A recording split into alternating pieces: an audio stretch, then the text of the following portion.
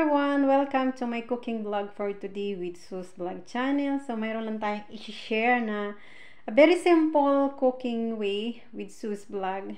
So, as you can see guys, andyan ang ating mga main ingredient. Gagamit lang tayo ng 2 eggs and of course, my salad vegetable.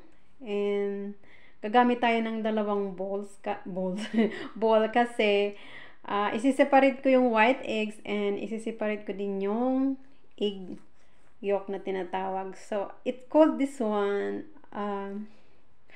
omelette sushi with vegetable. So, ayan. Let's continue ang ating video. Nababalang ako sa akin sasabihin. But actually, yan. I'll show you guys step by step. So, let's just break the 2 eggs, guys. But I will be careful about it because I need to separate the egg yolk and egg white. So, ganyan ang aking pang-separate kasi nga hindi ako perfect itong mag-separate ng ano. So far, yan naman ang ating. So, ilagay natin doon. So, let's just break it one more. Wait, thank you. It's perfectly. Sorry. Hindi ako nagamit ng gloves kasi anyway, hindi naman siya ganun ka. So, ayan. Happy din na. Yes, thank you. At least I know how to separate already the egg yolk. Without using anything. It's just the shell. So, ayan guys, ang ating 2 eggs. So, itapon natin sa basurahan. So, i-mix natin ang let's put some ingredient. So, ayan guys, to be continue, i-cut ko lang ang ating vegetable. Hindi ko sa isasama yung ano niya.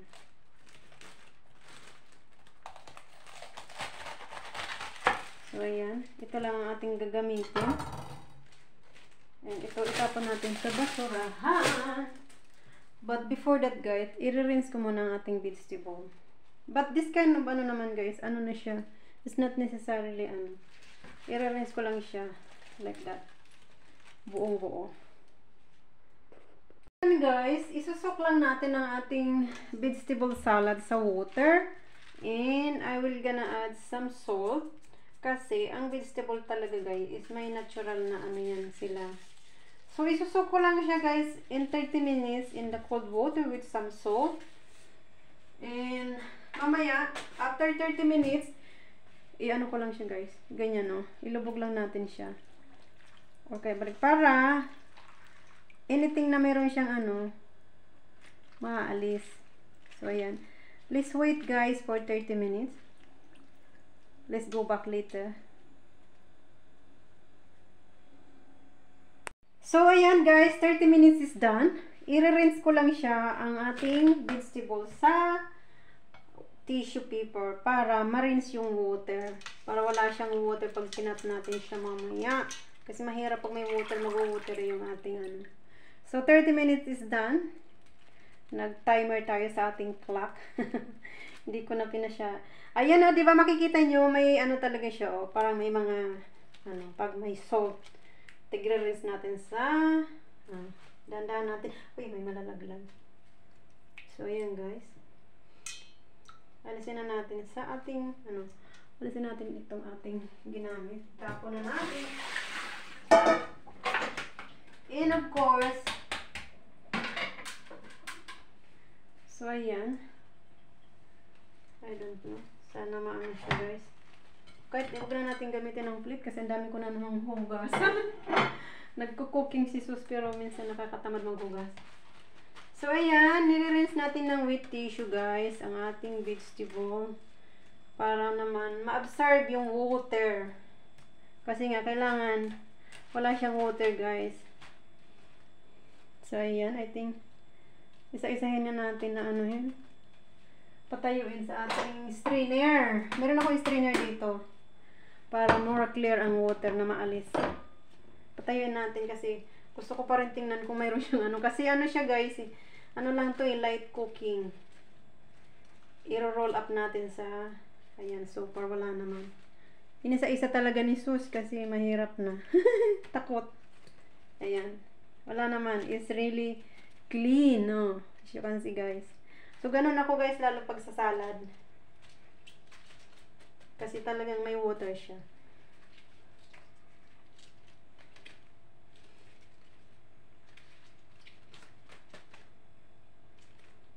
So, ayan.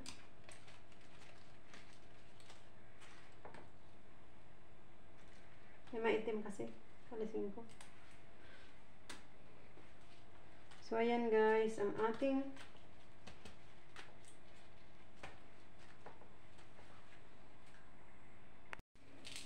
So, ayan guys, maglalagay lang tayo ng mga ingredients sa white eggs bago natin batagin. Maglalagay tayo ng salt and of course, black pepper.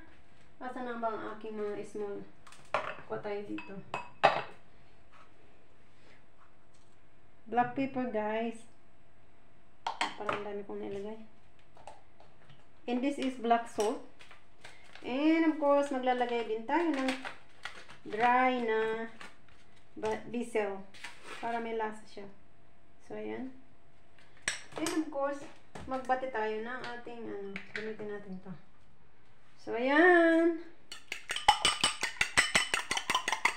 Pag nabati na natin, guys, ilalagay natin dito ang ating, ayan, okay na siya. I-cut lang natin ang ating vegetable.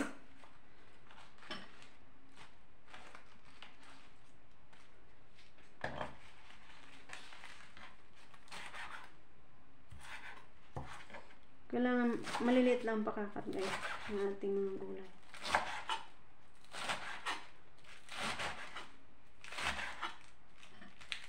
Pinag-isahan ko na para mabilisan na.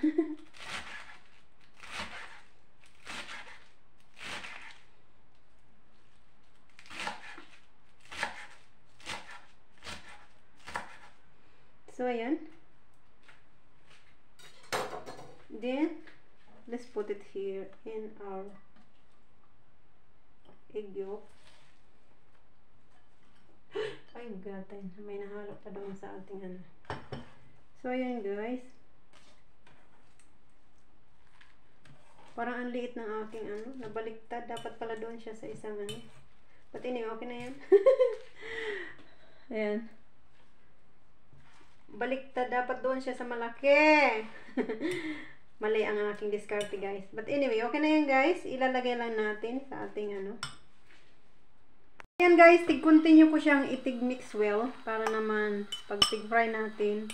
Ayan, nag-coat na yung white egg sa lahat ng ating mga gulay and ipapry natin siya. So, hindi pala masyadong kita, sorry. Put it guys on the frying pan. I-spread lang natin guys sa ating pan para malaki siyang pag ni-roll natin mamaya.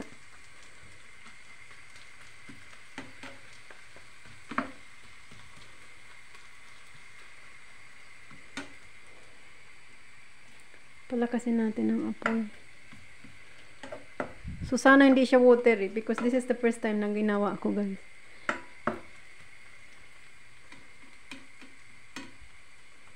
Antayin lang natin siya guys na mag-ano.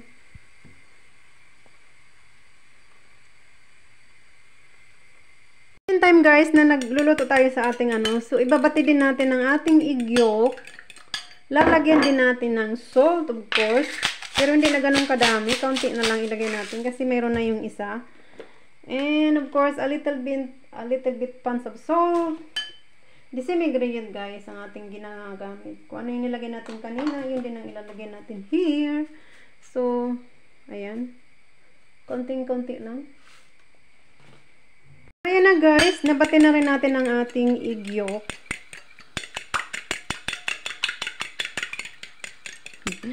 So, ayan. Naglagay tayo ng black pepper, salt, and of course, some herb to be more tasty in coming up the flavor. So, iset aside natin. Guys, ang ating first layer na ginawa. Iniintay lang natin siyang, ayan, pwede na atang i-roll up. I-roll up natin siya, guys. Guys, na-roll up na natin. Kaya lang, unfortunately, yung ating pan is dumikit. So, I need to remove and clean up this one kasi meron pa tayong ibang ilalagay. Supposed to be yung isa pa lang non-sticky kung fan ang dapat ginamit or kawali. I made mistake, but anyway, nandyan na tayo. So, i-continue na lang natin. Ayan guys, inilagay na natin ang ating egg yolk. So, as you can see, pahinayin lang natin ang apoy. Ayan. At antayin natin na mag-roll ang ating quick. Very simple, pero I'm very interesting to do this one. Diba? So, antayin lang natin guys na mag-dry yung water ng itlog. Saka natin i-roll up. So, ayan guys, is ready to roll up kasi dry na yung itlog natin na yellow. Ayan. I-roll up lang natin, ha? Sanalit lang. Kasi ang hirap magano na ang isang kamay is nagbi-video with. Ayan guys, kahit paano, hindi man ganun ka-perfect, but I try new adventure for my cooking today. So, ito yung aking magiging lunch. So, yan. It's done.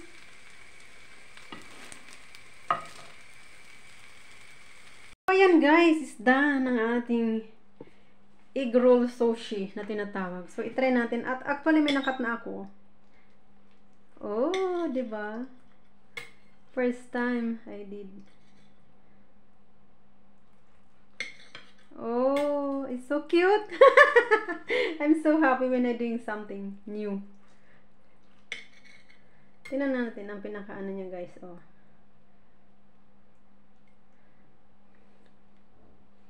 I love it. It's very simple, very healthy because it's all visible eggs, and that's it.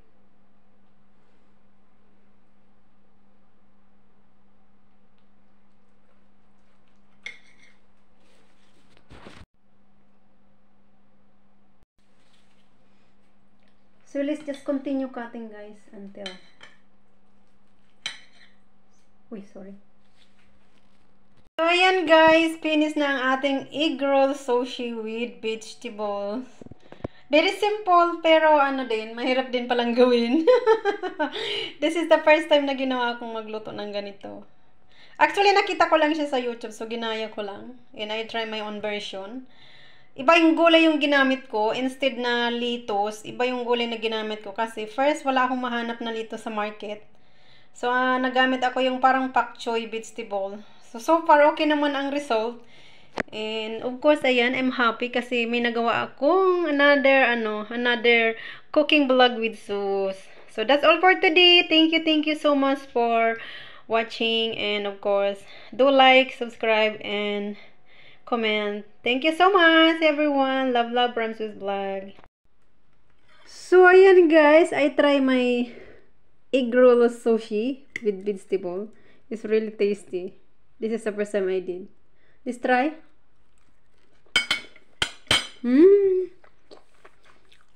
It's really good crumbsy.